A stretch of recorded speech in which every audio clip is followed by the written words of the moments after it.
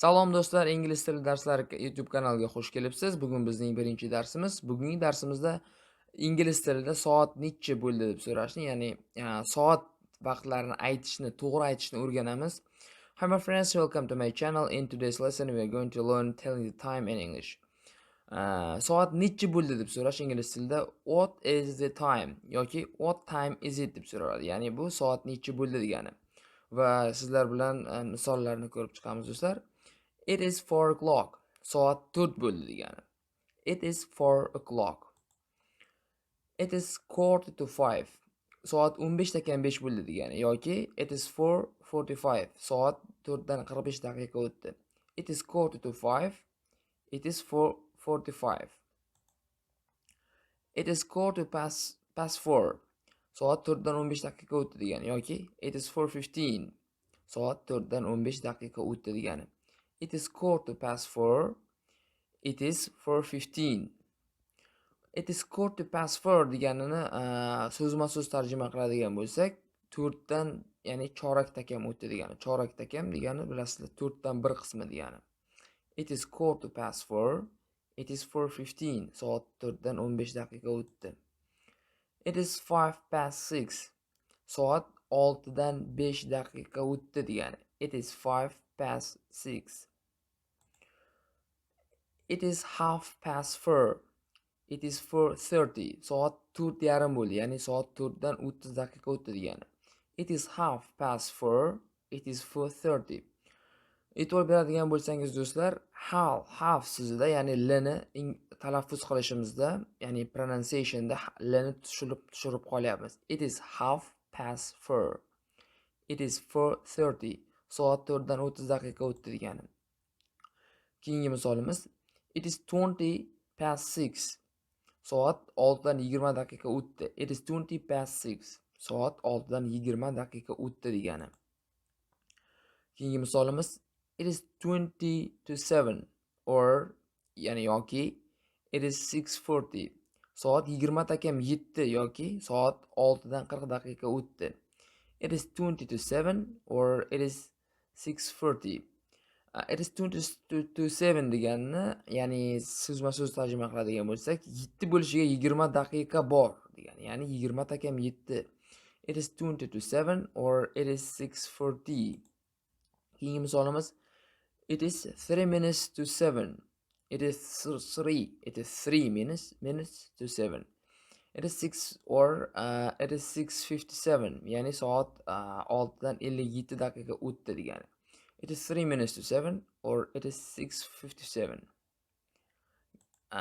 Ingliz tilida soatni aytishimizda AM va PM degan narsalarga, ya'ni e'tiboringizni qaratamiz do'stlar. AM degani soat, ya'ni 00:00 dan kechasi 12 dan abidga, kunduzgi 12:00 gacha bo'lgan vaqtga aytiladi. Ya'ni 9, ya'ni it is 9 AM degani ertalabki 9 deganini bildiradi.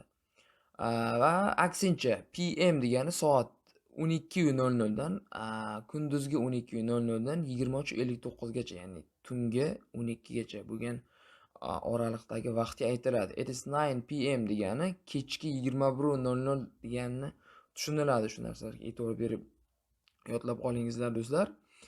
It is 9 AM ertalabki 9. It is 9 PM kechki 9.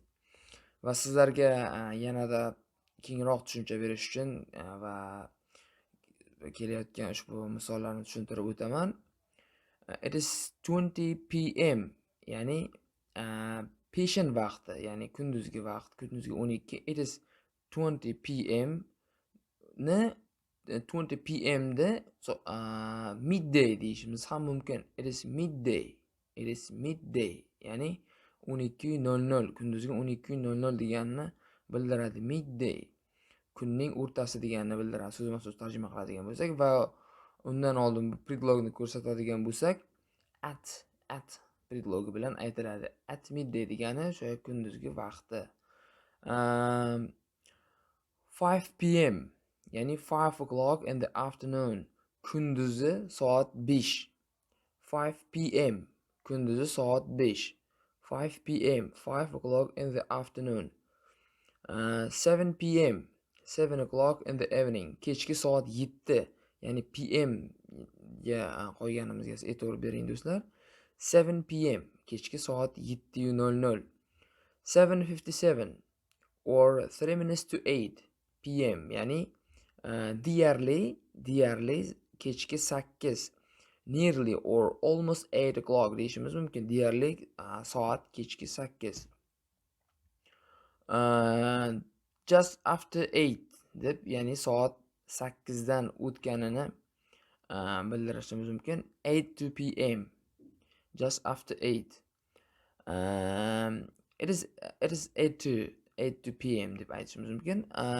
It is 11:30 p.m. ya'ni 11:30 at night, kechasi 11:30. Va it is 12 a.m. degani midnight, yarim kecha, o'sha tunning o'rtasi, kechki 12 degan vaqtni bildiradi. Midnight. It is 20 a.m. midnight. Ushbu bilan do'stlar bugungi darsimizni yakunlaymiz. Sizlarga yoqdi degan umiddaman va yanada ko'plab videolar uchun mening kanalimga obuna bo'lishingizni so'rab qolamiz. Do'stlar, keyingi darslarda ko'rishguncha e'tiboringiz uchun katta rahmat.